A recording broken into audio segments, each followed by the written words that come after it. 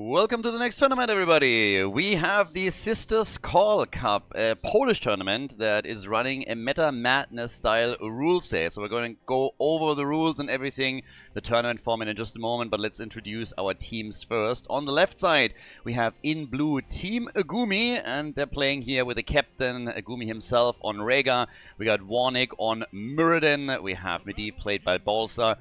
Bipshik on Sonya, and Itrax is playing Falstad. Over on the right side of the map, the opponents, Team VVQ with VVQ on Artanis, playing amateur opponent here on level 1, one of the key elements why he's actually in this game. We got Machko on Arthas, and we have Zeomek on Gazlo, Endless on Deckard Kane, and Hash Jr. on Reyna. Alright, let the games begin. Now, just looking at the team compositions, you can probably already tell that there is definitely some restrictions when it comes to the draft, and that's 100% true. The reason, by the way, why draft is not included is, as usual, the same. I jumped in to live cast the playoffs, but for the round-robin phase, I couldn't cast the games live. I wasn't here that weekend, so I'm commentating those from replays. Have, by the way, no idea how these games ended and how they went. But we're going to have a lot of fun with this. There's 25 heroes that are pre-banned, and you can find a list of all the pre-banned heroes in the description of the video. By the way, if you watch us on YouTube, make sure that you hit that like button and subscribe to the channel. Really helps to promote the videos, to get more people back into Heroes of the Storm. Woo! And Medivh gets murdered and absolutely bloodied here. I didn't have too many stacks, so it's not too bad. But yeah, as I said, you find the information in the description, and if you watch this on YouTube, hit that like button, hit the subscribe button. I have my stats. I know that a lot of you guys have still not subscribed to the channel, so get going there. But with 25 heroes pre-bans, so this is basically META Madness rules, like full META Madness rules. You have pre-bans, and you have, in addition to that, also the rule that every single hero can only be played once. It was actually quite funny because I was actually planning to run my own META Madness for basically the entire European community at roughly the same time, and then Richard contacted me and was saying like, hey, by the way, we have this tournament planned for the Polish community, and do you want to cast? And I was just like, alright, fair enough, I guess I'll postpone mine a little bit and have it later this year, but the proper META Madness is still coming. This, though, is running essentially the same rule set, but it's mainly for Polish players. We have a couple of players from other countries as well, but I'd say that 95% of the players that are participating in this tournament are from Poland. You will definitely recognize a couple of names here. I mean, we talked about Machko earlier, we had Itrax in, of course, as well, and some others. So there is some definite talent in this tournament. Now, as we're going through the round robin, we have in total 6 teams, and the teams then seed straight into a playoff battle after the round robin is over. And thanks to the rule set, you can obviously, I mean, you can basically take a safe bet on us having some absolute crazy comps. Even in game number 1 here, we're running with Gazlo, Artanis, and Arthas on the side of the red team, so that in and of itself is already a bit bananas. It's obviously all about trying to go for the objective as well, and a lot of the typical damage dealers that you would try and take on a map like Battlefield of Eternity have been banned out, which automatically means that someone like Artanis becomes a lot more viable here, not only because side laners are also eliminated, but in addition to that, they really need immortal damage, and Artanis is one of the few that can still chip in some extra damage on that. And we have, of course, Jimmy, who, on the other hand, is more capitalizing on the slows that heroes like Arthas provide, and went on level 1 straight into Ace in the hole, and not for Exterminator. But as the first Immortal is up, the party is starting, and Muradin, oof, barely be able to jump out here. That was a bit of a close call here for him. After the death of Medivh early on, he was, by the way, pretty busy and has been able to get a lot of stacks going. So Balsa with some really nice Medivh plays thus far, just ignoring for a second that one early death that he, of course, suffered at the hands of the red team. But now we have Team VVQ a bit ahead on the objective, so they won the halftime show and did fairly well there. We're having the next little focus on the remaining hit points of the blue team's Immortal, but now it's chase time as Team Agumi is getting a bit aggressive. They want Gazlo, and they get Gazlo. Gazlo is gone. Jimmy also dead. Easy double kill here for the blue team. They're able to get out with Muradin and the rest of the boys, and now the portal rotation over to the Immortal, trying, of course, to turn this one around and lock in the first Immortal of the game, the first objective here. Now, for the red team, this is going to be a little bit dicey. They need to wait for Jimmy to be back too. He's the only real range damage that they have. And Malfurion is still just shooting away, and he is farming stacks for his baseline. Already sitting at 35 right now.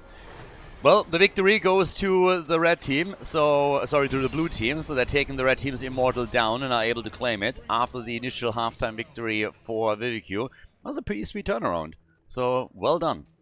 Maiev needs to be careful since he's dangerously close now to getting himself a completed quest on the baseline, so he needs to stay far away from Arthur's, but they go for the push at the top lane, and that's essentially the perfect environment for Balsa to get those shots in. 37 stacks right now. Our solo laners are still down at the bottom of the map, but up here at the top, another hit. 38 stacks for Maiev, and I mean, it's pretty much a given at this point that it's going to complete the quest, and there it is. 5 minutes in, and we have the baseline fully completed.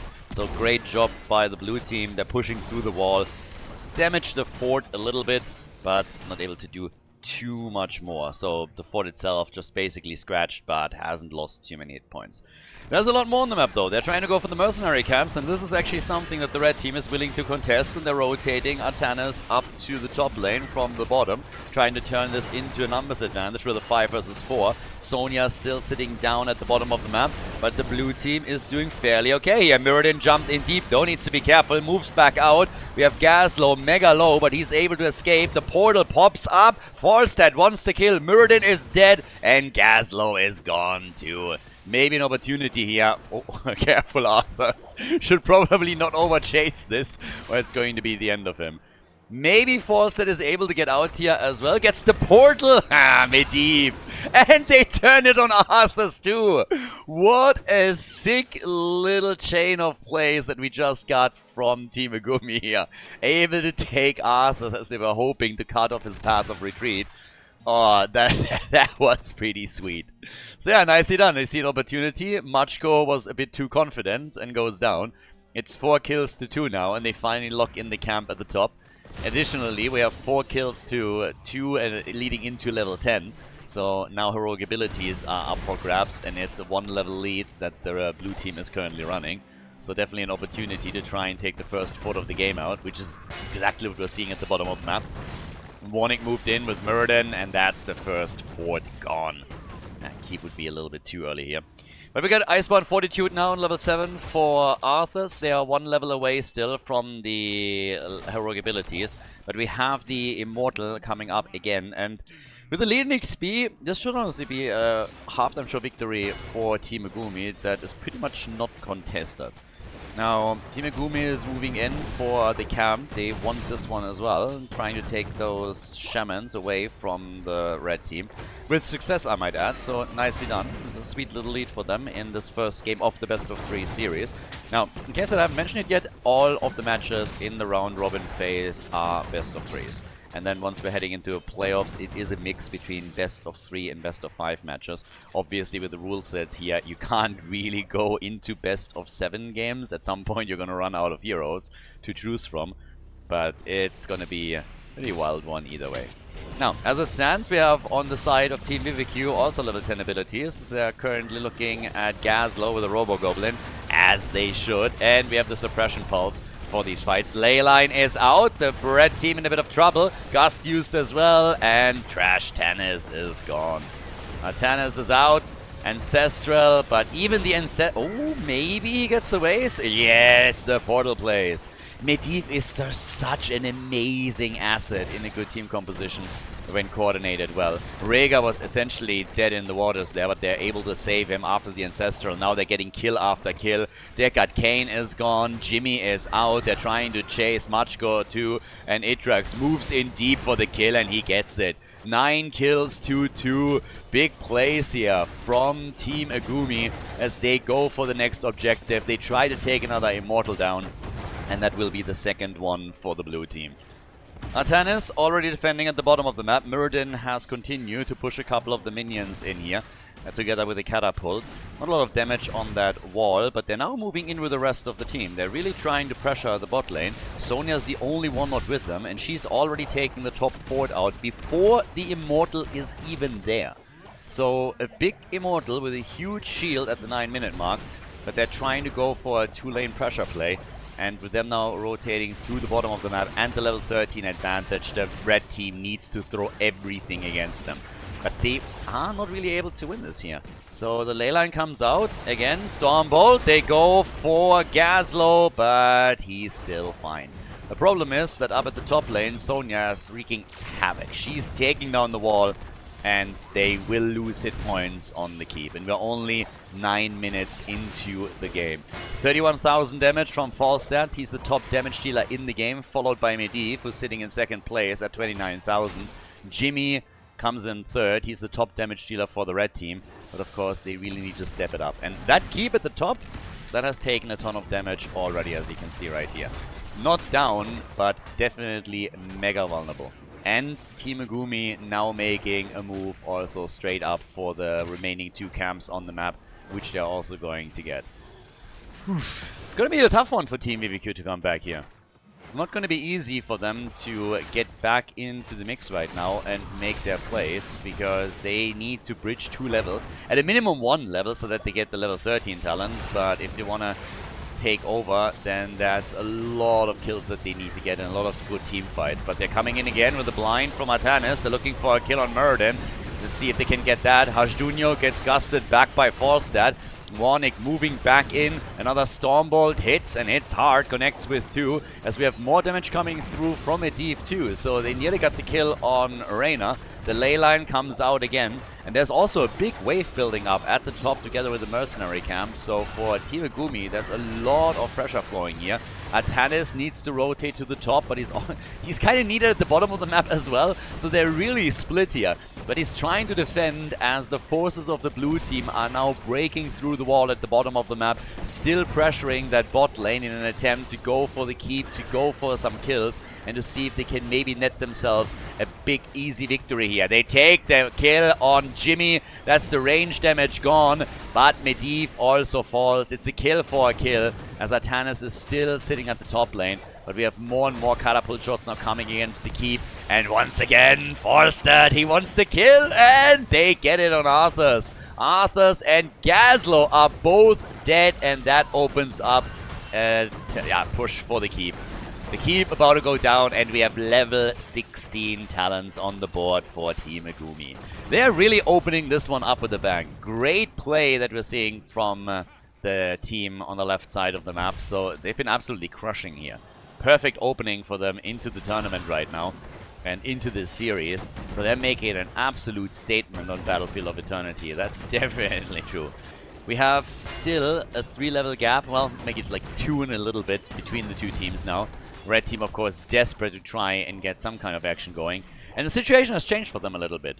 Previously, it was semi-realistic that they can at least get to even talents and then try and force a fight. By now, it's obvious that they won't be able to get to level 16 in time for any meaningful battle. So they have to engage right here, right now.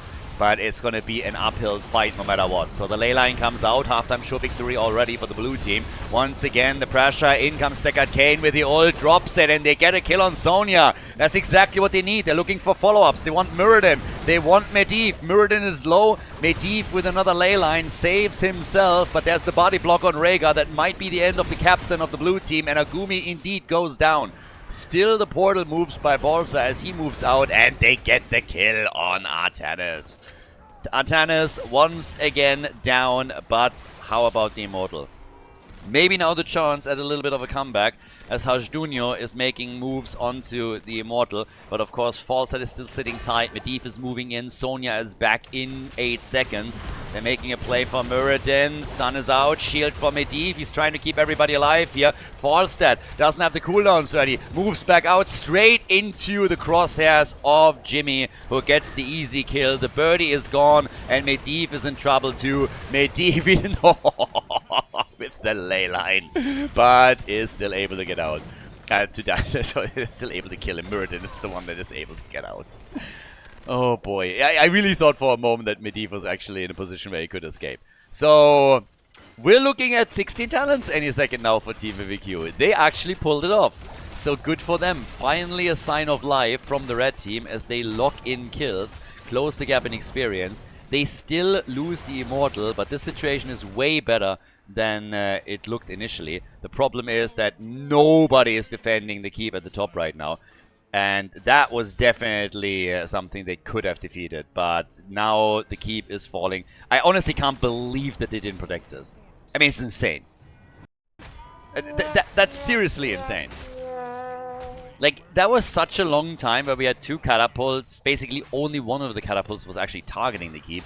But that we had 2 catapults sitting there, and they did nothing about it. I suppose that the main reasoning is, well, it's going to die anyways to the Immortal. But they could have sent somebody in just so they have that 1-2 second window where they have a bit of resistance there.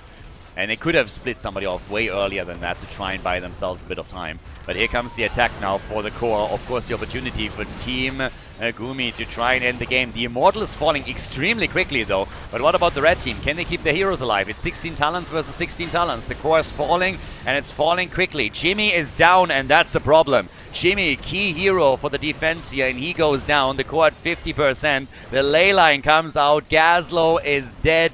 Machko still alive, but everybody is slowly dying. It's 4 kills in total already.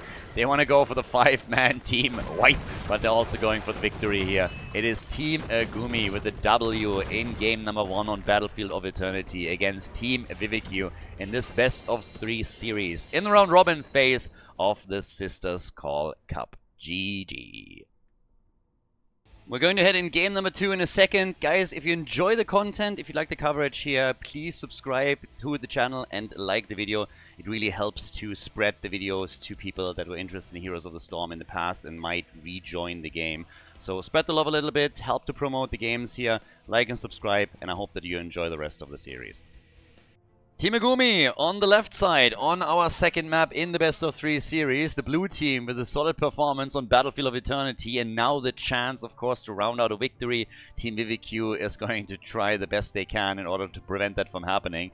They hope to force the 3rd map.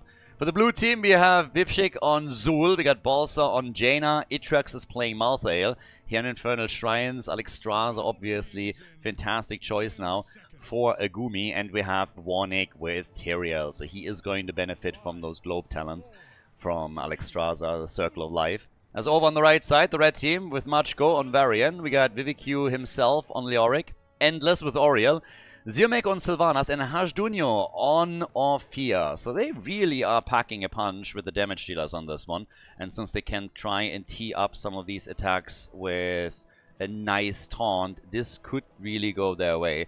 So this is something that we're probably going to see a whole lot more, seeing those Varian comps. Varian, one of the top tanks that has not been pre-banned, and that obviously then plays a pretty big role as we're progressing through the maps and more heroes become unavailable. As a little bit of a side note, the prize money for the tournament is, to my knowledge, roughly 1,500 euros, if I'm not mistaken. We have that split that was partly crowdfunded in the Polish community, from what I was told, and we also have some sponsors that chipped in a little bit more in order to make that happen. I'm going to talk about this a little bit later, but for the time being, it's all about the attempt of the team in red to force game number 3, to try and see if they maybe have another chance of making this one work.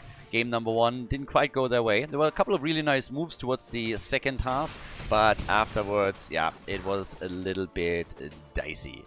So, at this point, also, it's not all, by the way, prize money. Apparently, like, I think it's $1,500 worth of prizes. I suppose that since everything is basically centering around Poland, it's all a lot easier to also, you know, ship this. Ship prices over, but apparently there's quite a few, so there's trophies, figurines, and some other HOTS themed prizes. I don't know if there's also actual prize money involved, but I was told that the overall price is like worth around $1,500.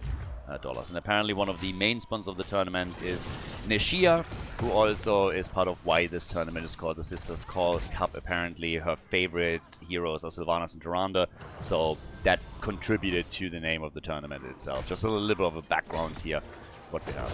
It's actually pretty cool because the Polish community is pretty big, and a lot of the players, as we have our first blood at the top lane against Zul, a lot of the players that we have, not only on the top level, but just also in Heroes of the Storm in general, are from Poland. I mean, that's obviously reaching as far back as the days of HGC and even far beyond that. But yeah, Blizzard always had a huge... Oh my god, the red team is getting aggressive here. Battlefield of Eternity, not really... I wasn't probably too happy with it, so now they are trying to make up for it by getting aggressive kills with these rotations that they're pulling off. So that's the second one that has fallen. Alexstrasza is victim number 2 after Zul has died.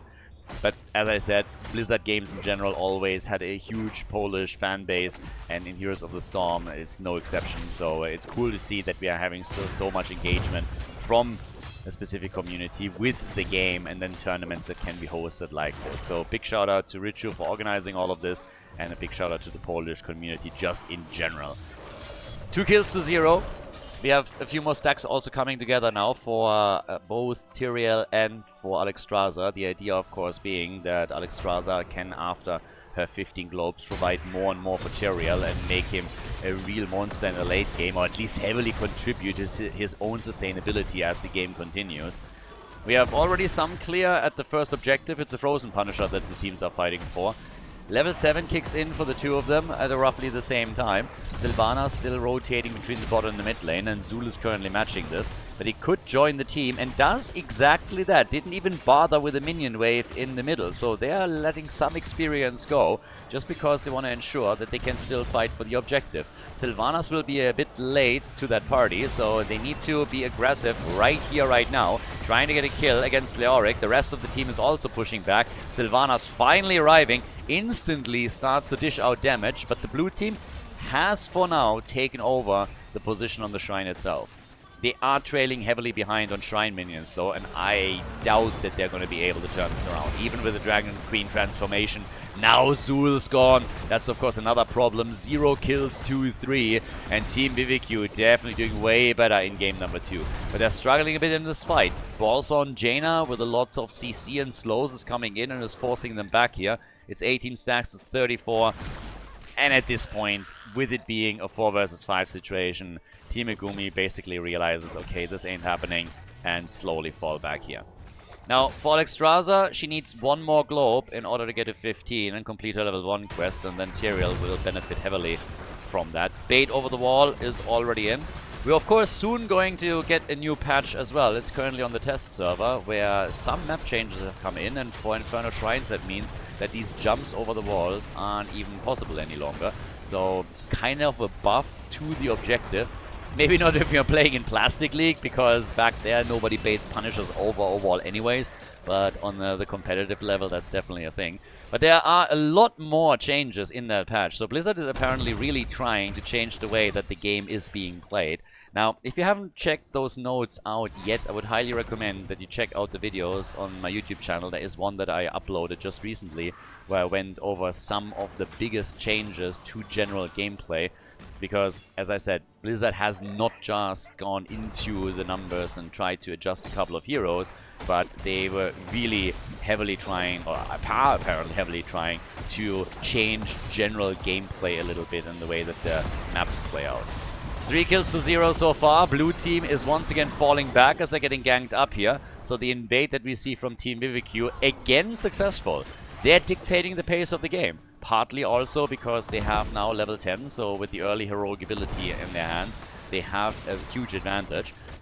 Thanks to the rotation towards the bottom of the map, Zul had a little bit more freedom at the top of the map and was now able to push the wall down, get a bit of damage going. Level 10 abilities kick in for both, and we have, for Tyrael, Sanctification. Now, he's sitting at 23 stacks now on his level 1 quest, so we have Alexstrasza helping out quite a bit here. And the blue team, now that they have their own level 10, they are of course going to try to at least battle it out on the next objective. This is really where they have a huge chance of turning the game around, to an extent. They are not too far behind in experience, but so far it's really been the show of Team BBQ as the red team tries to get this to game number 3, to the final and deciding map. Ophia, for example, 20,000 damage for her. We got 16,000 for Malthael as the top damage dealer. Tormented Souls for him, by the way. So with Sanctification, Tormented Souls, and Alexstrasza's ability, plus in addition to that, Zul with the Poison Nova, They're centering a lot of the tools that they're using in these fights now around area of effect and around the objective in general. So if that all syncs up for them, they should have a really nice push on the next objective and further out. Once again, the taunt, and Malthael is able to get out and gets the big heal from Alexstrasza. Ophir gets killed, though that gank backfired heavily, and now Machko is about to go down too. Nicely done. That was pretty sweet. Really well played by Team Agumi, and especially by Malthael, not falling victim to the initial push. He dodged out, gets the heal, they turn it on Ophir, take her down first, and then Malthael is able with the rest of the team to come through and take down good old Varian. So, that's 2 kills now, finally on the board for the blue team. They are starting to put some points onto the scoreboard. Objective spawning at the bottom of the map, and we have both of the teams getting a bit closer to level 13 talents. Zeomek is the one to start moving out here, but he should be able to... Well, maybe he's not gonna survive here. The hits are coming in, there's no last rites, but they don't even need it. Sylvanas is dead either way. Tyrael, though, has to pop his Sanctification, as we saw a taunt from Varian come through, but at the end of the day, not able to do anything. So, right now we have the objective up, it's a 5 versus 4, and a lot of ults are still available to Team Agumi. So it's highly unlikely that Team BBQ is now going to enter a shrine fight. They might wait for Sylvanas to come back and then try again, but honestly it's already 31 minion stacks for Team Agumi. Yeah, I don't really think this one's happening. So this is going to be an objective in the hands of Team Agumi, the blue team now with some momentum themselves that they could use here.